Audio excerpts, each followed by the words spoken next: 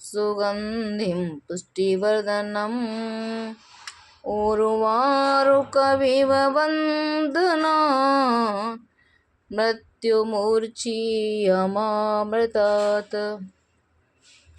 ॐ त्र्यम्बकं यजामहे सुगन्धिं पुष्टिवर्धनम् उर्वारुकमिव बन्धनान् मृत्युमूर्च्छियमामृतात्।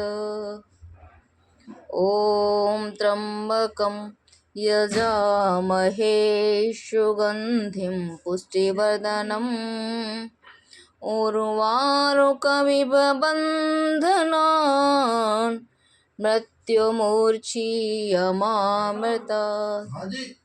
ॐ त्र्यम्बकं यजामहे सुगन्धिं पुष्टिवर्धनम् उर्वारुकमिव बन्धनान् मृत्युमूर्च्छियमामृतात्।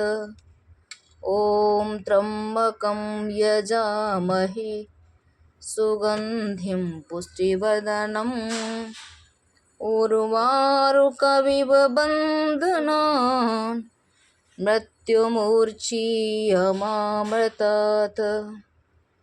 ॐ त्र्यम्बकं यजामहे सुगन्धिं पुष्टिवर्धनम् उर्वारुकमिव बन्धनान् मृत्युमूर्च्छियमामृतात्।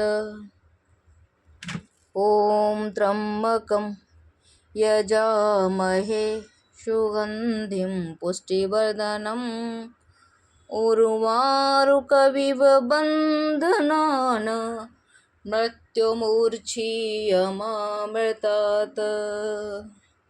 ॐ त्र्यम्बकं यजामहे सुगन्धिं पुष्टिवर्धनम् उर्वारुकमिव बन्धनान् मृत्युमूर्च्छियमामृतात्। ॐ हनुमते नमः। ॐ हनुमते नमः। ॐ हनुमते नमः। ॐ हनुमते नमः। श्री बालाजी महाराज की जय। श्री रामचंद्र भगवान की जय। माता जानकी की जय। राम लखन संकट मोचन बजरंगबली बालाजी महाराज की जय। भौम प्रदोष की जय। नीलाम्भुज श्यामल कोमलांगं सीता समारो पितुहार भागम पाणौ महसायक चारुचापमं नमामि राघं रघुवंशनाथं। जयंती मंगला काली भद्रकालिनी कपालिनी दुर्गा क्षमा शिवा धात्री स्वाहा स्वधा नमोस्तुते। ॐ हनुमते नमः। ॐ हनुमते नमः। ॐ हनुमते नमः। ॐ हनुमते नमः। श्री रामचंद्राय नमः।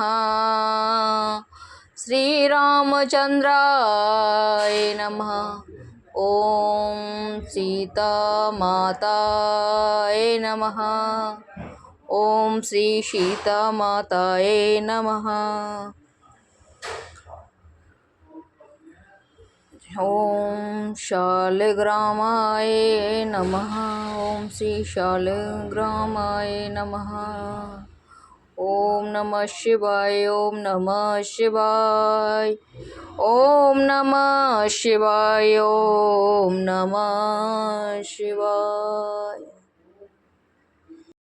ओम नमः शिवाय ओम नमः शिवाय ओम नमः धूपम दीपम समर्पयामि दीपम समर्पयामि दीपम समर्पयामि दीपम समर्पयामि धूपम समर्पयामि धूपम दीपम समर्पयामि धूपम दीपम समर्पयामि धूपम दीपम समर्पयामि ओम नमः शिवाय ओम नमः शिवाय ओम।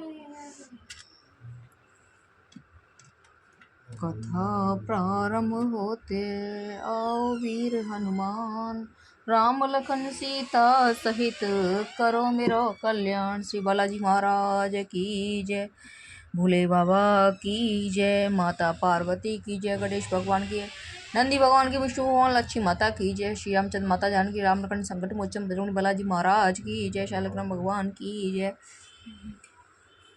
जय भोलेनाथ, जय जय शिव शंभु, जय जय शिव शंभु, जय जय शिव शंभु। पूर्व काल में एक पुत्रवती ब्राह्मणी थी। उसके 2 पुत्र थे। वह ब्राह्मणी बहुत निर्धन देवयोग। उसे एक दिन महर्षि शांडिल्य के दर्शन हुए और महर्षि के मुख से प्रदोष व्रत में शिव पूजन की महिमा सुनकर वह ब्राह्मणी ऋषि से पूजन की विधि पूछी। उसका श्रद्धा और आग्रह से ऋषि ने इस ब्राह्मणी को शिव पूजन का उपयुक्त विधान बतलाया और ब्राह्मणी से कहा, तुम अपने दोनों पुत्रों को शिव की पूजा कराओ। इस व्रत के प्रभाव से तुम्हें एक वर्ष के पश्चात पूर्ण सिद्धि प्राप्ति होगी। उस ब्राह्मणी ने महर्षि शांडिल्य के वचन सुनकर अपने बालकों सहित नतमस्तक मुनि के चरणों में प्रणाम किया और बोली, हे ब्राह्मण, आज से आपके दर्शन से मैं धन्य हो गई हूँ। ये मेरे दोनों कुमार हैं, शरण में हैं। शुचिव्रत मेरा पुत्र और राजपूत मेरा धर्म है। ये पुत्र है मेरे दोनों बालक आपके सेवक, आप मेरा उद्धार कीजिए। इस ब्राह्मणी को शरणागत जानकर मुनि के मधुर वचनों द्वारा दोनों कुमारों को शिव जी की आराधना विधि बताई। वे दोनों बालक ब्राह्मणी मुनि को प्रणाम करके शिव मंदिर में चले गए। उसी दिन वे दोनों बालक मुनि के कथा अनुसार नियम पूर्वक प्रदोष काल में शिव जी की आराधना करने लगे। पूजा करते हुए उन दोनों को 4 महीने बीत गए। एक दिन राजपूत की अनुपस्थिति में शुचिव्रत स्नान कर नदी किनारे चला गया और जल क्रीड़ा करने लगा। संयोग से उसी समय से नदी की तलहटी से चमकता हुआ धन का बहुत बड़ा कलश दिखाई पड़ा। उस धन पूरक कलश को देखकर शुचिव्रत बहुत ही प्रसन्न हुआ और उसने अपनी कलश को सिर पर रखकर ले आया। कलश को भूमि पर रखकर अपनी माता से बोला, हे माता, शिव जी की महिमा तो देखो, भगवान ने इस घड़े के रूप में हमें संपत्ति दे दी है। इसकी माता ने घड़े को देखकर आशा करने लगी और राजपूत को बुलाकर, बेटे से मेरी बात सुनो, तुम दोनों इस धन को आपस में आधा आधा बांट लो। माता की बात सुनकर शुचिव्रत अत्यंत प्रसन्न हुआ, परंतु राजपूत ने अपनी असहमति प्रकट करते हुए कहा, हे माँ, ये धन तेरे पुत्र के पुण्य से प्राप्त हुआ है। मैं इसमें किसी प्रकार का हिस्सा लेना नहीं चाहता, क्योंकि अपने किए हुए कर्म का फल मनुष्य स्वयं ही भोगता है। इस प्रकार शिव पूजन करते हुए एक ही घर में 1 वर्ष व्यतीत हो गया। एक दिन राजकुमार ब्राह्मण के पुत्र के साथ बसंत ऋतु वन विहार करने के लिए चला गए। दोनों जब यात्रा साथ साथ वन में बहुत दूर निकल गए तो वहाँ उन्होंने सैकड़ों गंधर्व कन्याएं खेलती हुई दिखाई दी पड़ी। ब्राह्मण कुमार इन गंधर्व कन्याओं की देख राजकुमार से बोला, यहाँ पर कन्या विहार कर रही हैं, इसलिए मैं तो लोगों से दूर ही रहूँगा, क्योंकि ये गंधर्व कन्या शीघ्र ही मनुष्यों को मनमोहित कर लेती हैं, इसलिए इन कन्याओं से दूर ही रहूँगा। परंतु राजकुमार की बात को अनसुनी कर कन्या को विहार स्थल निर्भीक भाव से अकेला ही चला गया। उस गंधर्व कन्याओं ने प्रधान सुंदरी उस राजकुमार को देखकर मन में विचार करने लगी, कामदेव के समान सुंदर रूप वाला यह राजकुमार कौन है। उस राजकुमार के साथ बातचीत करने के उद्देश्य से उस सुंदरी ने अपने सखियों से कहा, सखियों, तुम लोग निकट के वन में जाकर अशोक, चंपक, मौलश्री आदि के ताजे फूल तोड़ लाओ, तब तक मैं तुम्हारी प्रतीक्षा में यहीं रुकी रहूंगी। उस गंधर्व कुमारी की बात सुनते ही सखियां वहां से चली गई। सखियों के जाने के बाद वह गंधर्व कन्या राजकुमार को स्थिर दृष्टि से देखने लगी। दोनों में परस्पर प्रेम संचार होने लगा। गंधर्व कन्या को राजकुमार को बैठने के लिए आसन दिया। प्रेमालाप के कारण वह राजकुमार के सहवास के लिए सुंदरी व्याकुल उठी और राजकुमार प्रश्न करने लगी, हे कमल के समान नेत्रों वाले, आप किस देश के रहने वाले हो? आपका यहाँ आना क्यों हुआ?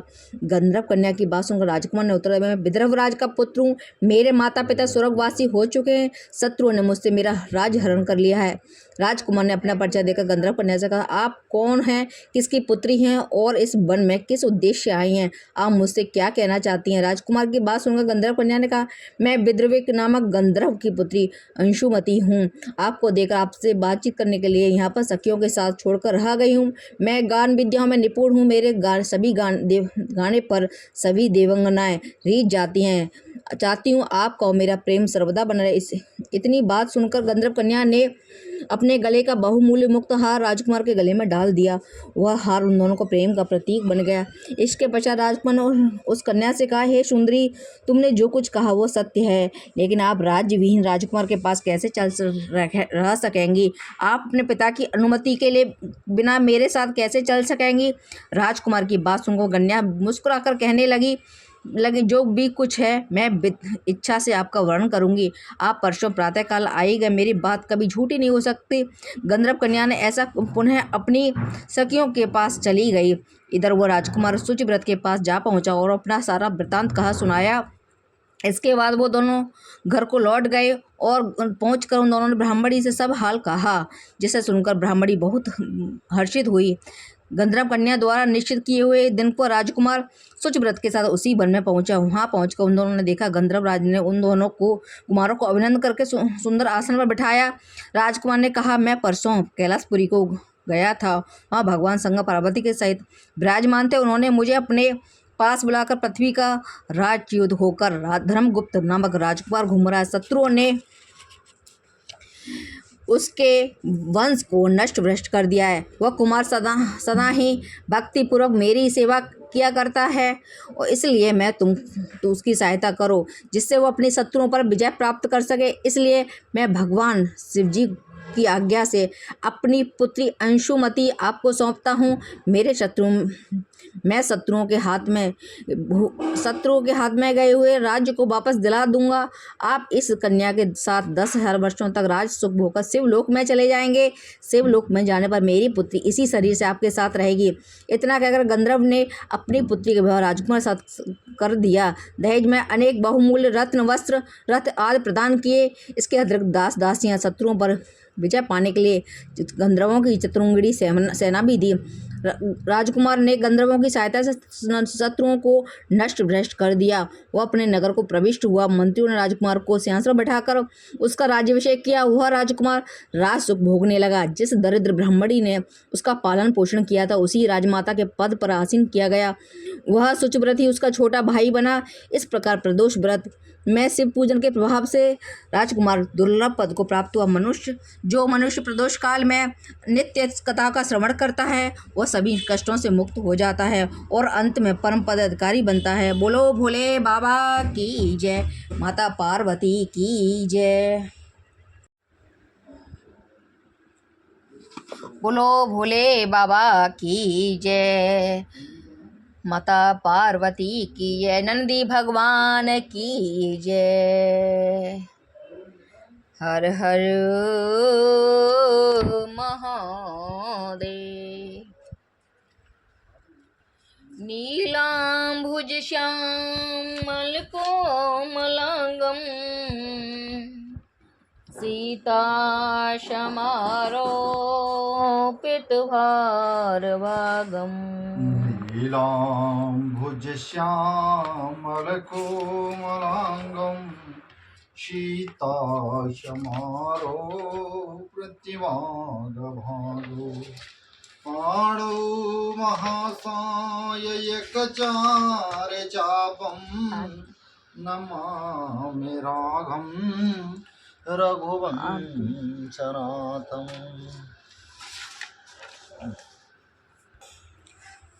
ओम जय शिव ओंकारा, स्वामी जय शिव ओंकारा।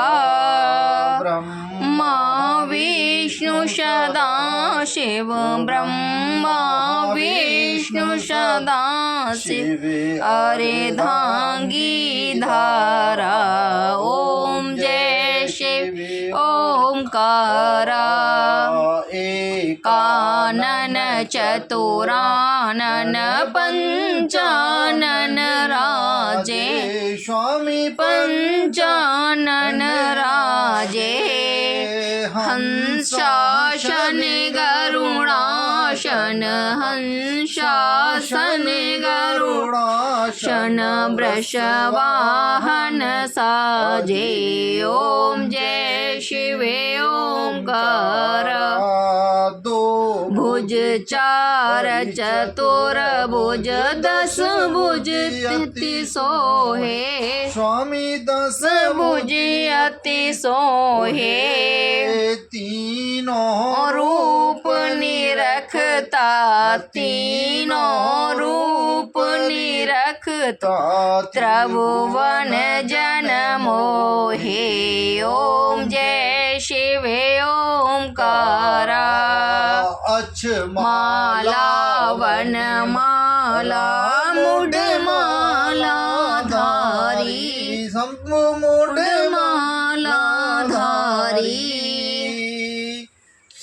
चंदन मृग मद सोहे चंदन मृग मद सोहे भोले शशधारी ओम जय शिव ओमकारा श्वेतांबर पीतांबर बाघांबरे अंगे शंकर बाघांबरे अंगे सनकादिक ब्रह्मादिक सनकादिक ब्रह्मादिक प्रेतादिक संगे ओम जय शिव ओमकारा करिकी माध्य कमंडल चक्र त्रिशूल धरता शंभु चक्र त्रिशूल धरता जग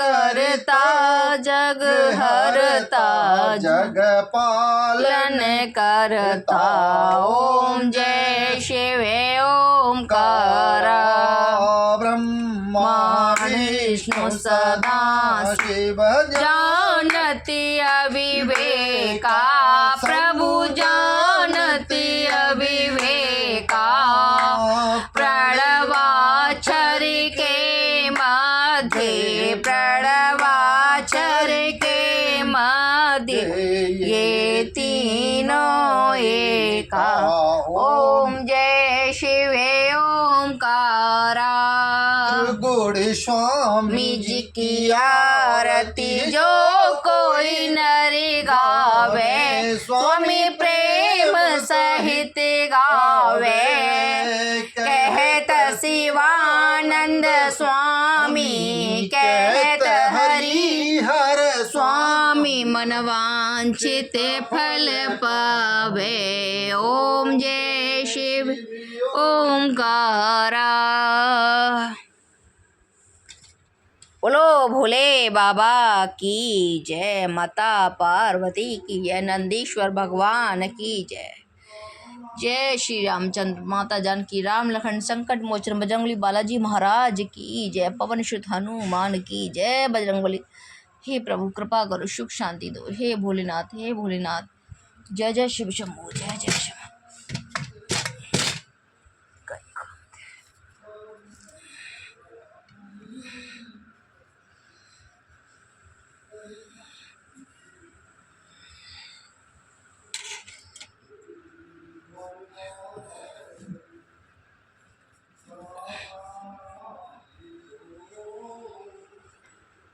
शारं इन्द्रहारं सदा वसन्तं हृदयारविन्दे भवं भवानी शतं नमामि भवं भवानी शतं नमामि भुजश्यामलकोमलाङ्गं सीताश्रमारोपित भारभागं माणौमसायक चारुचापं नमामि राघवं रघुवंशनाथं त्वमेव माता च पिता त्वमेव बन्धुश्च सखा त्वमेव विद्या च द्रविणं त्वमेव सर्वं मम देवदेवं त्वमेव सर्वं मम देवदेवं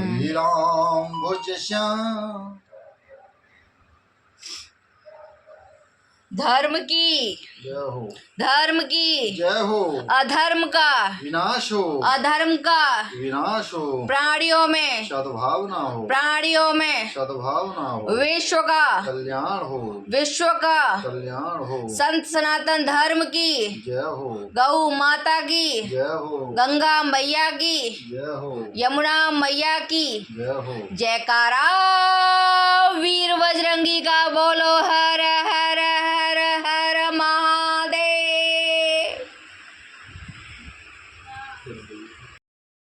hello friends, welcome to my channel Ram में आपका स्वागत है फ्रेंड्स। और आज है भौम प्रदोष व्रत, जो कि आप देख सकते हैं हमने भोले बाबा की पूजा कर ली है, और भगवान राम की, हनुमान जी की और सीता माता की पूजा।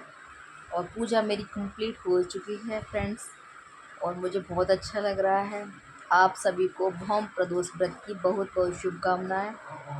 और फ्रेंड्स, अगर आपको मेरी वीडियो अच्छी लगे तो लाइक, सब्सक्राइब, कमेंट जरूर करना फ्रेंड्स। और आपके सपोर्ट की बहुत बहुत ज़रूरत है फ्रेंड्स। प्लीज़ आप मुझे सपोर्ट करें। ओम श्री आशुतोषाय नमः, ओम श्री आशुतोषाय नमः। हर हर महादेव, हर हर महादेव।